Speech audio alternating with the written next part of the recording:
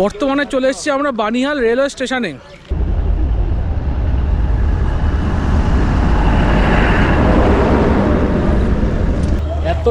এতটা ভিড় না যে কি বলবো, বুঝতে পারছি না যে উঠতে পারবো কিনা। বানিহাল স্টেশন ক্রস করে আমরা চলে আসলাম হচ্ছে তার নেক্সট স্টেশন হিলার শাহবাগ। আর সিনারিটা দেখুন, বরফের মধ্যে থেকে আমাদের ট্রেন জার্নি হচ্ছে। বলুন, মাত্র 20 টাকা দিয়ে, ঠিক আছে, এই ট্রেনের জার্নি কীরকম লাগছে আপনাদের? কাশ্মীর এর বুক চিরে ছুটে চলা ট্রেন, সেটা লোকাল হোক বা আধুনিক বন্দে ভারত এক্সপ্রেস, এর মতন প্রিমিয়ার ট্রেন প্রতিটা মুহূর্তই যেন চোখের লেগে থাকার মতো। জানালার বাইরে বরফে ঢাকা পাহাড়, দূরে পাইন গাছের সারি, মাঝে মাঝে সুড়ঙ্গ পেরিয়ে আলো আধারির খেলা, সব মিলিয়ে এক অপার্থিব অভিজ্ঞতা। শীতকালে যখন পুরো উপত্যকা সাদা চাদরে ঢাকা পড়ে, তখন এই যাত্রা সত্যি স্বর্গীয় হয়ে ওঠে। অনেক সময় মনে হয় সুইজারল্যান্ড বা ইউরোপের কোনো দেশে না গিয়েও আমরা আমাদের নিজেদের দেশেই সেই সৌন্দর্য উপভোগ করতে পারি। প্রকৃতির এমন অপার রূপ খুব কম জায়গাতেই দেখা যায়। বিশেষ করে শ্রীনগরের দিকে যাত্রা করলে পথের দৃশ্য হৃদয় গেঁথে যায় চিরদিনের জন্য। তুষারপাতের মাঝে ট্রেনের ধীর গতির চলা, আর চারপাশে নিস্তব্ধ সাদা পৃথিবী, এ যেন জীবনের চিরস্মরণীয় এক অধ্যায়। বর্তমানে চলে এসেছি আমরা বানিহাল রেলওয়ে স্টেশনে। এর থেকে -10-এ জানা ঠান্ডা লাগছে, এখন এখানে 5 ডিগ্রি, তার বেশি ঠান্ডা লাগছে না? ডবল। হ্যাঁ, এখন কত যাচ্ছে টেম্পারেচার? 5 ডিগ্রি। শুধু 5? শুধু 5। শুধু 5? আসলে হাওয়াটা দিচ্ছে না, -10-এ কম ঠান্ডা লেগেছে, হাওয়াটা দিচ্ছে না, এই জন্য। বুঝি না কিভাবে। আর আমরাই গরিব হয়ে গেছি ঘুরতে ঘুরতে।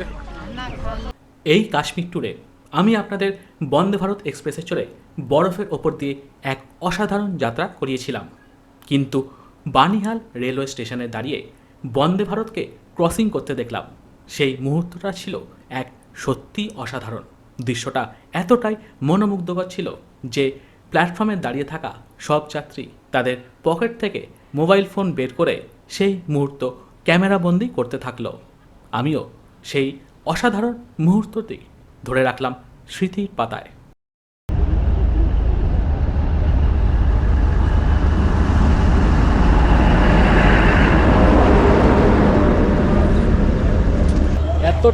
এতটা ভিড় না যে কি বলবো, বুঝতে পারছি না যে উঠতে পারবো কিনা। মাত্র 20 টাকা দিয়ে বানিহাল থেকে শ্রীনগর, আর বরফের মধ্যে জার্নি, দেখুন কতটা ভিড়। এটা অ্যাকচুয়ালি আসার কথা ছিল 2:57-তে, এসছে কটা, 3:30 বেজে গেছে। এত ভিড়, উঠতেই পারবো না, মনে হচ্ছে উঠতে পারবো কি পারবো না ঠিক নেই, প্রচণ্ড ভিড়। অবশেষে উঠে গেছি। কলকাতায় গিয়ে না পুরো বডিটাকে ওয়াশ করাতে হবে যা মনে হচ্ছে, ঠান্ডায় অবস্থা পুরো খারাপ। আর বানিহালে দেখুন পুরো বরফ জায়গা। চলুন আজকে আপনাদের সফর করাবো বরফের উপর দিয়ে কাশ্মীরের লোকাল ট্রেন। অবশেষে আমাদের লোকাল ট্রেন চলতে শুরু করলো।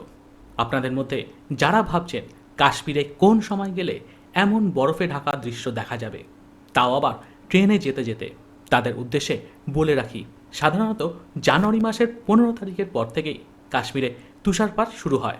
সেই সময় গেলে আপনারাও ট্রেন যাত্রার ফাঁকে ফাঁকে উপভোগ করতে পারবেন বরফে মরা অপূর্ব প্রাকৃতিক দৃশ্য।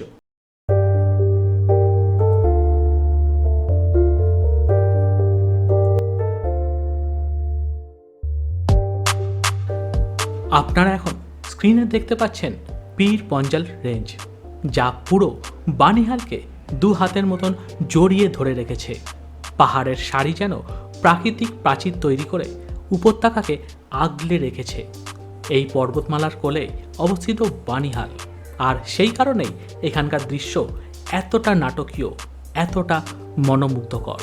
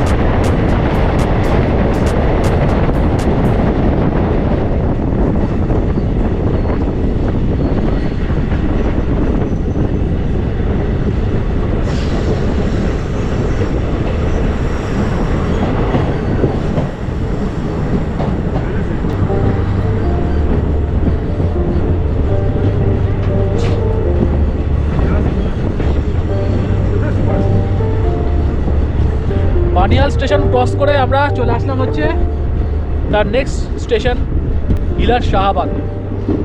আর সিনারিটা দেখুন, বরফের মধ্যে থেকে আমাদের ট্রেন জার্নি হচ্ছে। ওয়াও ওয়াও ওয়াও, অসাধারণ।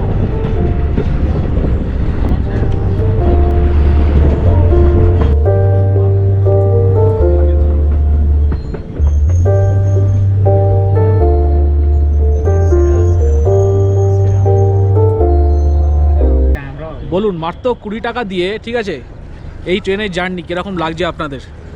আমরা আমাদের প্রথম যেই রেলওয়ে স্টেশন বা প্রথম অফিসিয়াল স্টপেজ হিলার শাহবাগ, সেখান থেকে আমাদের এই লোকাল ট্রেন ছেড়ে দিয়েছে। এরপরের আমাদের যে অফিসিয়াল রেলওয়ে স্টেশন আসবে সেটা হচ্ছে কাজিঘাট। আর এই বরফটা দেখেছো তো, এই বরফটা কিন্তু পরশু দিনকে পড়েছে, ঠিক আছে, মানে 23 তারিখ পড়েছে। 23 তারিখে একটা স্নোফলস হয়েছে এখানে, 23শে জানুয়ারি, আর 27শে জানুয়ারিও হয়েছে। আর এইখানে মানে এই বরফের আর্দ্রিকও কিন্তু প্রচুর, যেমন হচ্ছে আপনার এই বানিয়ালে, সেরকম হচ্ছে হিলা শাহবাগ, কাজিঘাট, প্রচুর প্রচুর বরফ পড়ে এইসব জায়গায়। নেক্সট স্টেশন চলে এসছে আমাদের কোয়াজিঘাট।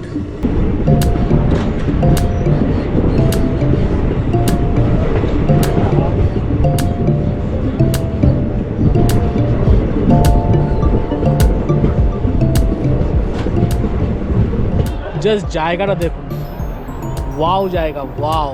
ও মানে আমি আপনার সত্যি কথা বলুন তো, এই যে এই জায়গাটা দেখে আপনাদের কি মনে হচ্ছে? মানে আমরা তো ভারতেই আছি, তাই তো, কিন্তু যে আপনারা যে বিদেশে যে ব্লগগুলো দেখেন, যেমন সুইজারল্যান্ড বলুন, প্যারিস বলুন, ফ্রান্স বলুন, এই যে রেল জার্নি বাইরের দেশের, ওই বাইরের দেশের সঙ্গে এই আমাদের ভারতের কোনো রকম কি অমিল পাওয়া যাচ্ছে? দৃশ্য কীরকম, সেম মনে হচ্ছে না? তাহলে মাত্র 20 টাকার জার্নিতে কাশ্মীরের লোকাল ট্রেনে এরকম দৃশ্য, আমি কেন ভাই এত টাকা খরচা করে আমি বিদেশে ব্লগ করতে যাবো ভাই? বিদেশের ব্লগে আমি কেন ট্রেন ব্লগ আনবো ভাই? এত টাকা খরচা করে, 4.5 লাখ টাকা 5 লাখ টাকা খরচা করে, টাকা কোথায়? 20 টাকাতেই আমার এইসব দৃশ্য আমি দেখিয়ে দেবো আপনাদের। আমাদের ভারতবর্ষে যা আছে পৃথিবীতে আর কোথাও কিছু নেই, এটুকু আমি জানি।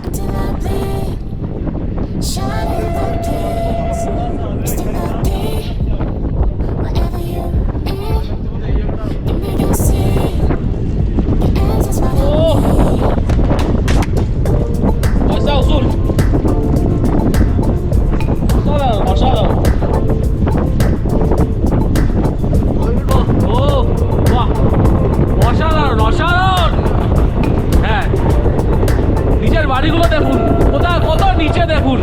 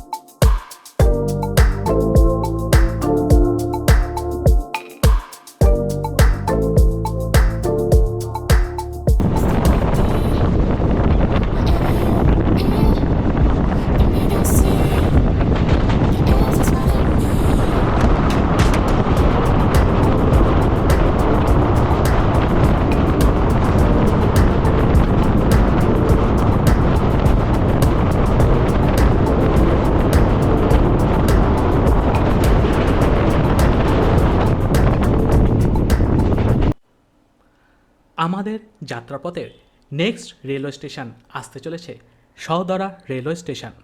কয়েকদিন আগেও আমরা এই স্টেশনগুলোর নাম পর্যন্ত জানতাম না। কাশ্মীরের ছোট ছোট রেলওয়ে স্টেশনগুলো আমাদের কাছে ছিল একেবারেই অচেনা, কিন্তু এখন সোশ্যাল মিডিয়ার যুগে সব কিছুই যেন হাতের মুঠোয়। মোবাইলের স্ক্রিনে ভেসে ওঠে অজানা জায়গার নাম, ছবি আর ভিডিও। সেই দেখা দেখি আজ আমরা পৌঁছে গেছি সেই সাদরা স্টেশনে, যেটাকে একসময় শুধু পর্দায় আমরা দেখতে পেতাম। সময় বদলেছে, প্রযুক্তি বদলেছে, আর ভ্রমণের ধরনও বদলে গেছে। কাশ্মীরের লোকাল ট্রেনে ঘুরছি আর খাচ্ছি হচ্ছে কি মটর ভাজা আর বাদাম ভাজা।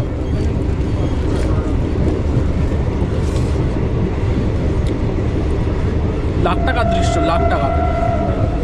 ঢুকে পড়েছি আমরা অনন্তনাগ রেলওয়ে স্টেশনে। এই স্টেশনকেই অনেকেই পেহেলগাঁওয়ের প্রবেশদ্বার বা গেটওয়ে অফ পেহেলগাঁও বলে থাকেন। এখান থেকেই মূলত শুরু হয় পেহেলগামের উদ্দেশ্যে যাত্রা। এখান থেকেই গাড়িতে করে সোজা পৌঁছে যাওয়া যায় পেহেলগাঁও, যা সবুজ উপত্যকা, লিডার নদী এবং অপূর্ব প্রাকৃতিক সৌন্দর্যের জন্য বিখ্যাত। অনন্তনাগ রেলওয়ে স্টেশন মনে আছে সেই? এখান থেকে নেমে আমরা গেছিলাম হচ্ছে পেহেলগাঁওতে। কাশ্মীরে এসে যে লোকাল ট্রেনে চড়ে এবং লোকাল ট্রান্সপোর্টে চড়ে যে পেহেলগাঁও যাওয়া যায় সেটা দেখিয়েছিলাম আমি। ওকে, সেই পেছনে চেঁচাচ্ছে দেখুন পেহেলগাঁও পেহেলগাঁও করে, দর করে দেখি যায় কত নিচে এখান থেকে 60 পেহেলগাঁও।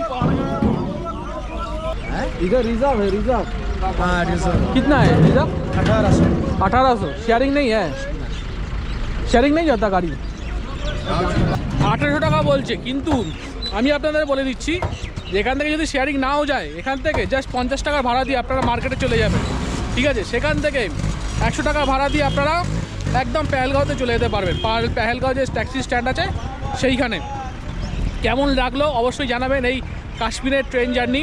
মাত্র 20 টাকায়, মাত্র 20 টাকায় অপূর্ব দৃশ্য দেখিয়ে দিলাম আমি আপনাদের।